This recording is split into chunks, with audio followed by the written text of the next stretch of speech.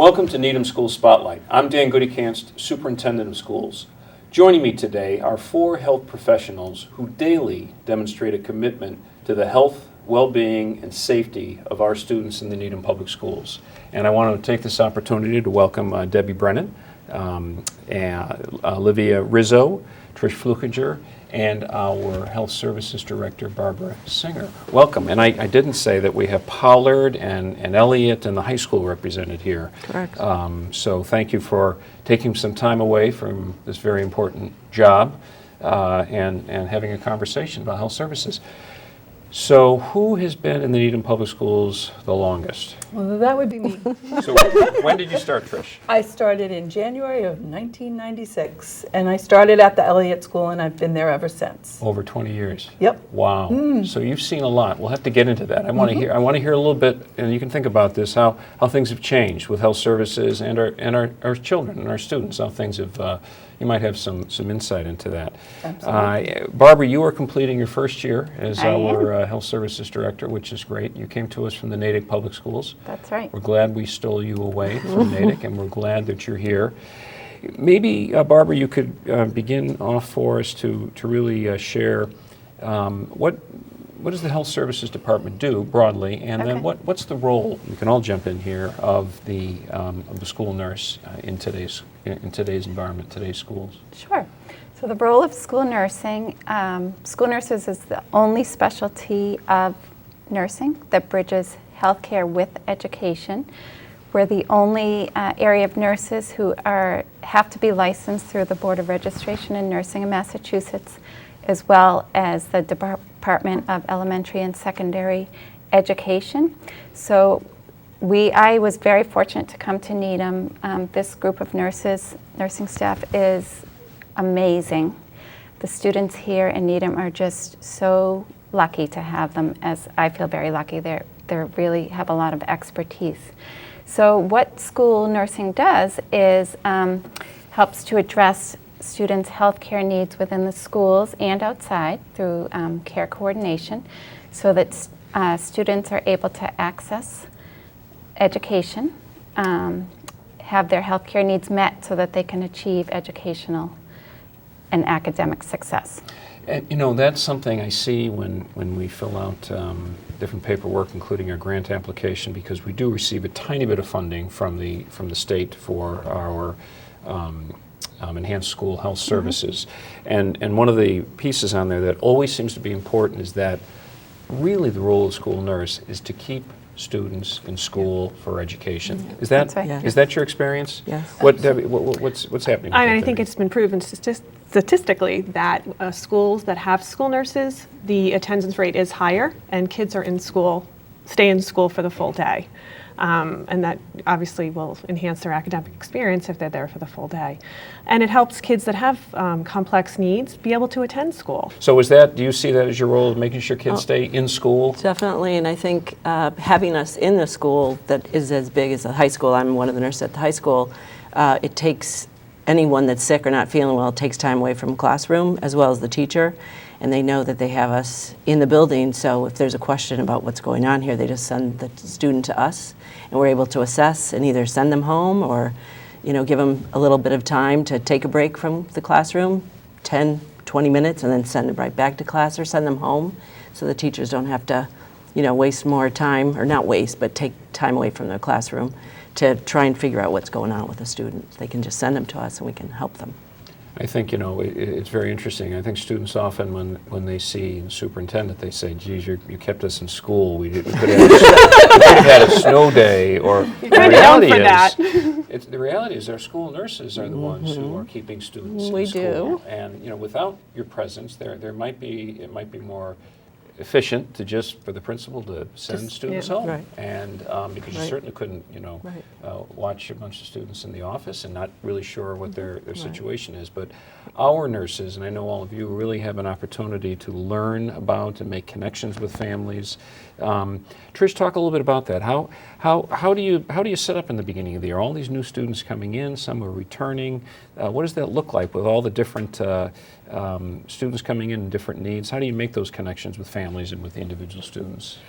Well, I'm going to be honest, generally speaking, it actually starts when that new entering kindergartner is coming into the building, because you're reaching out, we're at the orientation for the parents to help them understand what our role is in helping kids be in school and stay in school and to meet their healthcare needs. You know, over the years, the one thing that has risen that I've seen in the 20 years is the number of children with food allergies, which is pretty common in all of our buildings.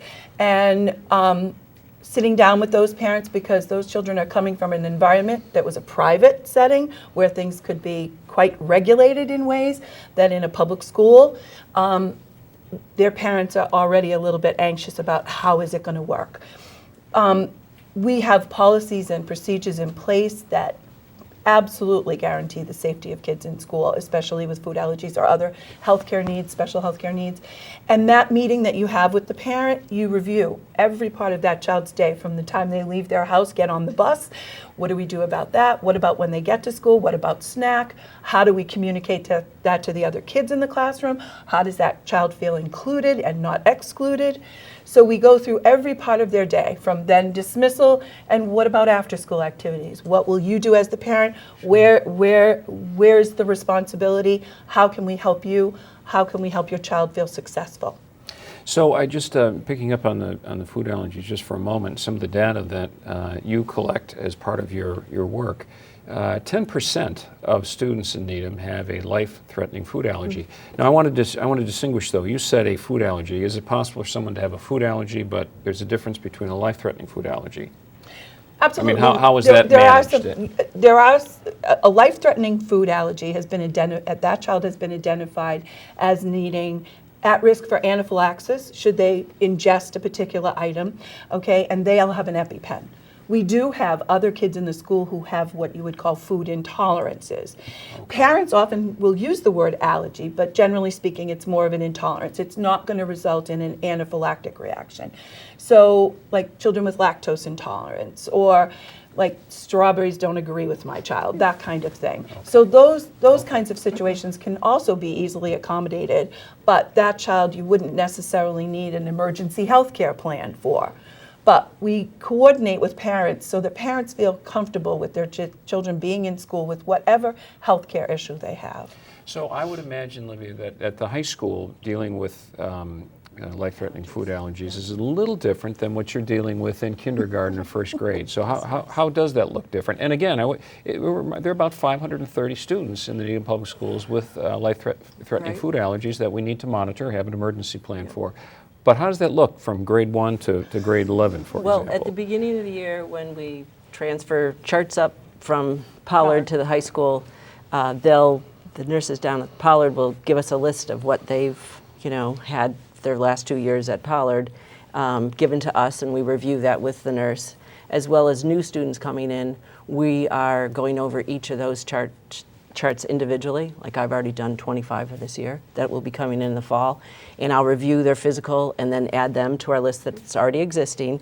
We then also meet with one of the Ruth Griffin, who's from Nutrition Services. She has a list that she sends up to me that I have to go over both of them at the beginning of the year to make sure what she has and I have go together. A lot of coordination. A lot of coordination. Yeah. We also meet with each teacher and each coach over their list of who they have in a classroom or on a team, and we make sure that they're aware of any allergy that a student may have that has an EpiPen that needs to be given at whatever point. A coach gets trained by us to give an EpiPen, as well as the teacher's aware of what they would have to do in case they were going on a field trip or anything happened that a nurse couldn't come. Teachers are also trained if they have students in their classrooms that need an EpiPen. And then any trip that's happening within the school, the prom, who's ever sponsoring or going on that to be a chaperone, they're all trained if they're one of the teachers here from the school. So there's a lot of coordination of making sure people are aware of what to do and how to treat any student that might have a reaction, and the nurses within the school react to a classroom that may need help.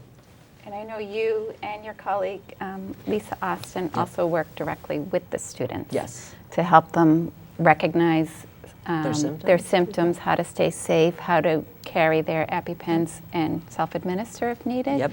So there's a lot of that education that goes through the grades to, have students become more independent as they're going off to college. Developmentally, that they can they can assume Correct. more responsibilities Yep. for themselves. Correct. And Which is the goal. Can I add one more thing about the chronic disease management and having nurses in school, that it's also known for students who might have something like asthma.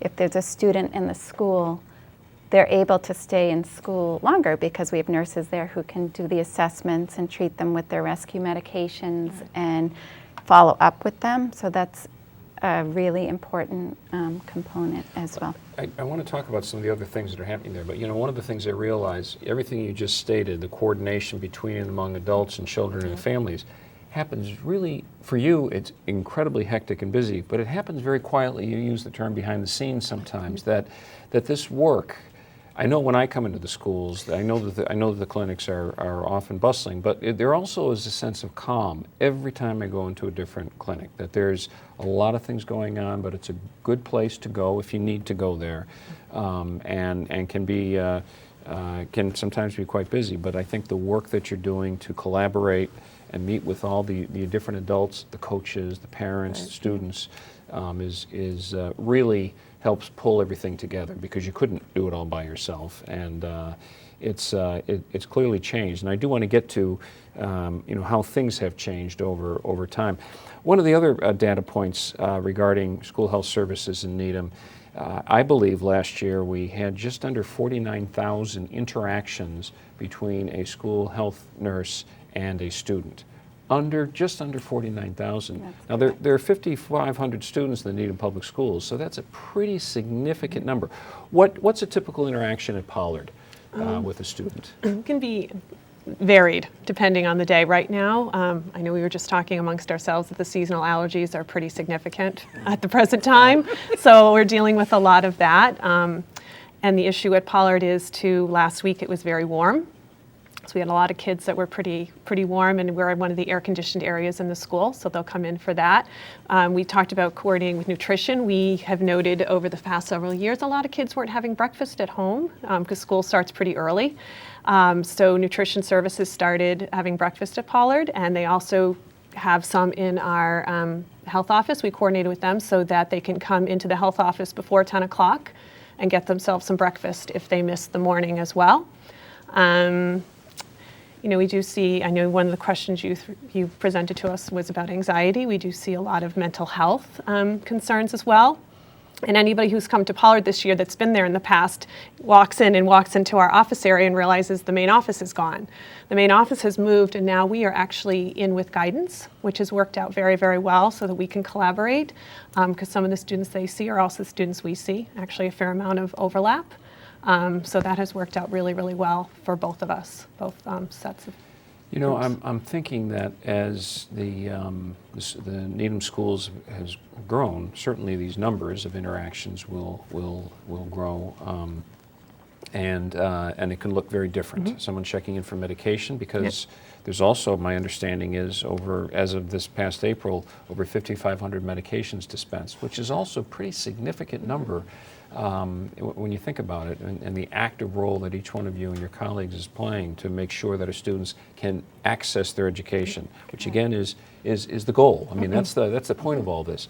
But we have the Needham schools, the student body of the Needham Public Schools has grown a little bit more diverse over the last 10 years. I know, for example, when I started that approximately 11% of our student body were identified as students of color.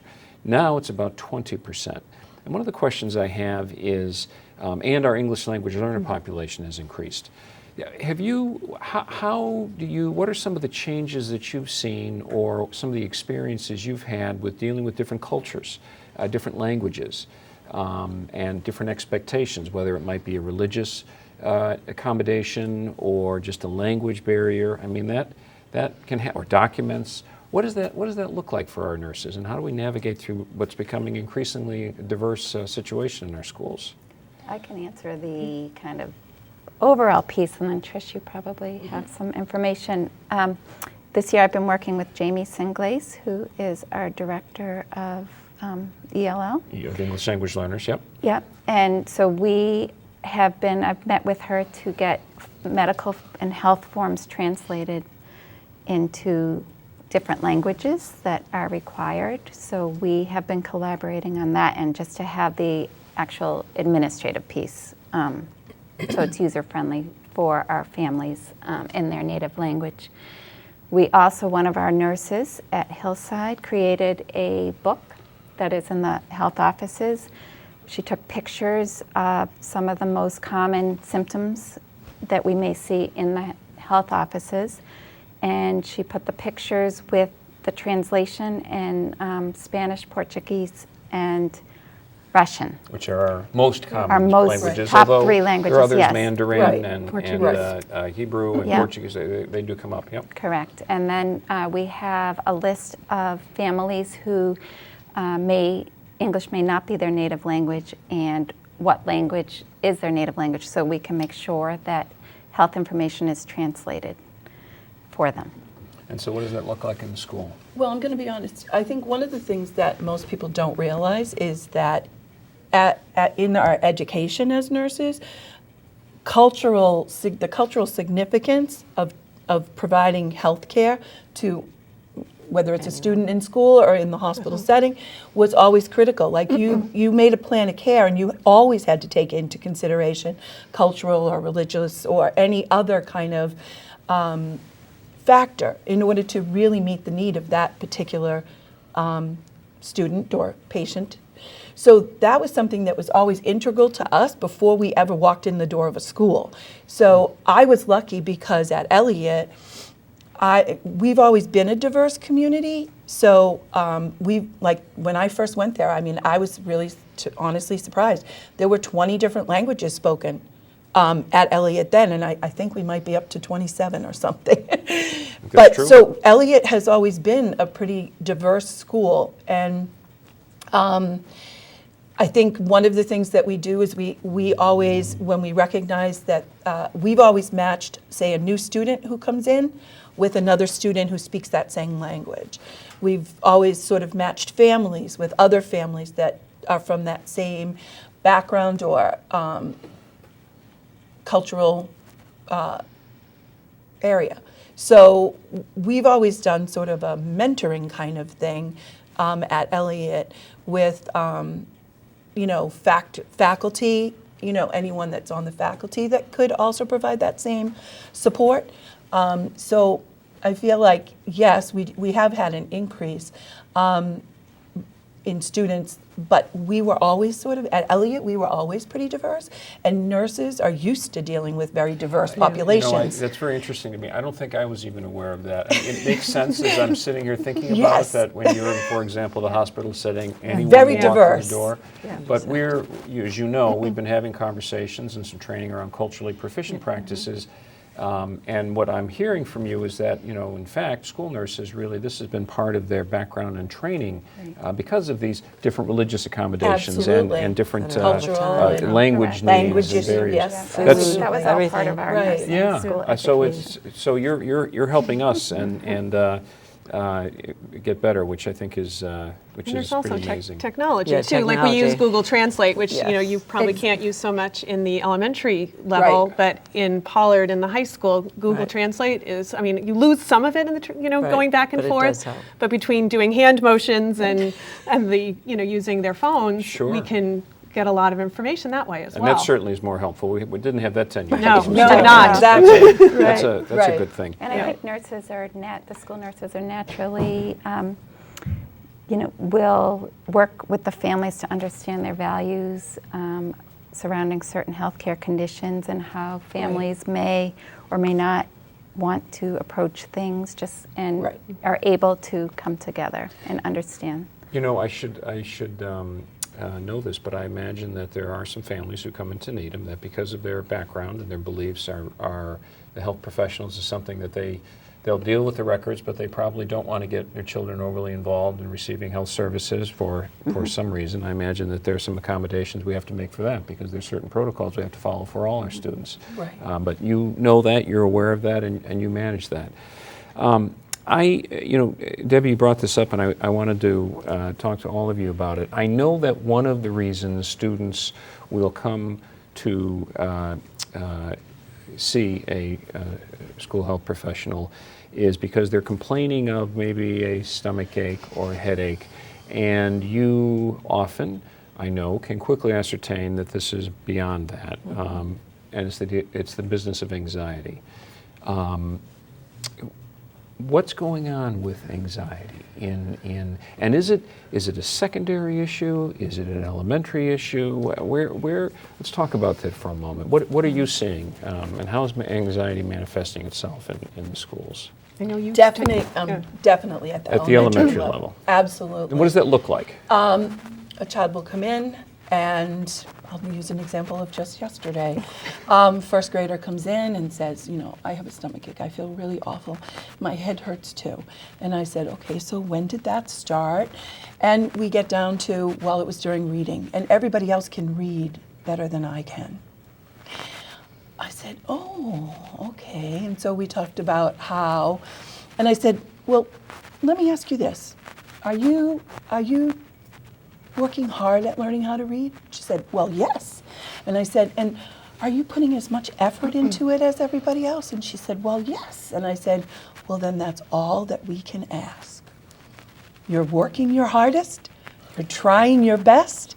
That's all we can ask. So every time you start to feel this way, I want you to think of, I'm working my best, I'm working my hardest, and I am amazing. Is that student able to go back to class? Went back to class. Okay. And the teacher called me later in the afternoon, and she goes, she's sitting there saying she's amazing. Like, what did you tell her? See, there you go. What did you tell her? It's a great story.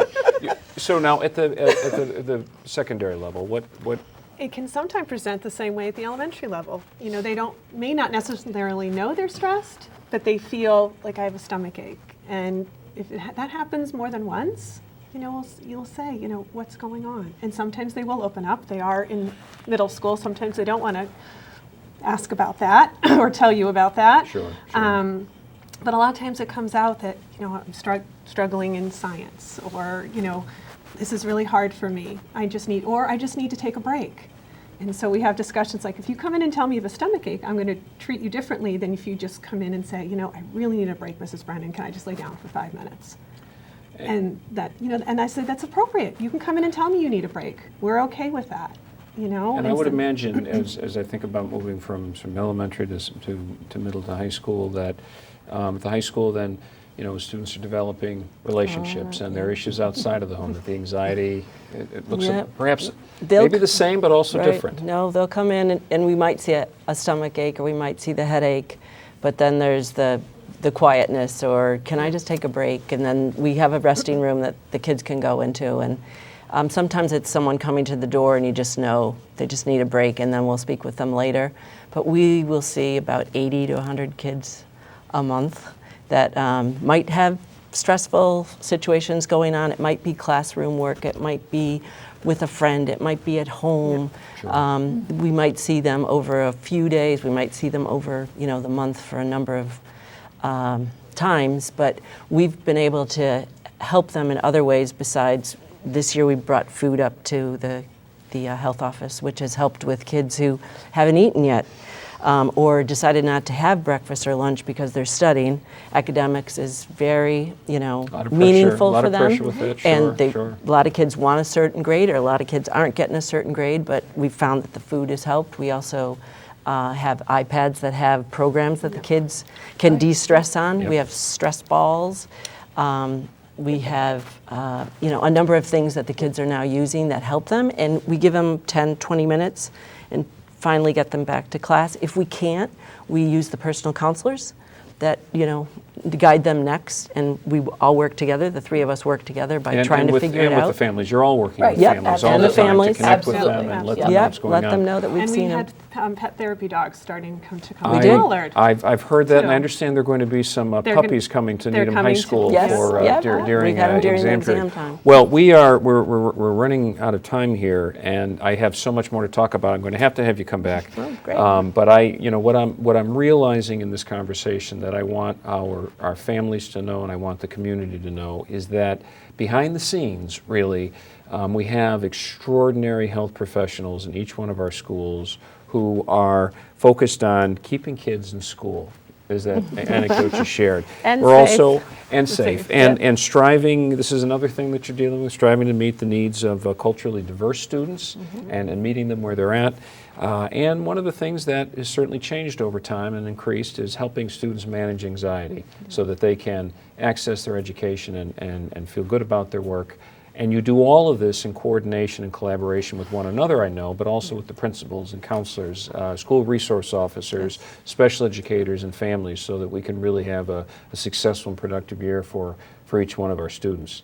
So I thank you for that amazing work that you're doing, and thanks for sharing all this with me today. Thank you. I appreciate it. Thank you. Thank you. Okay.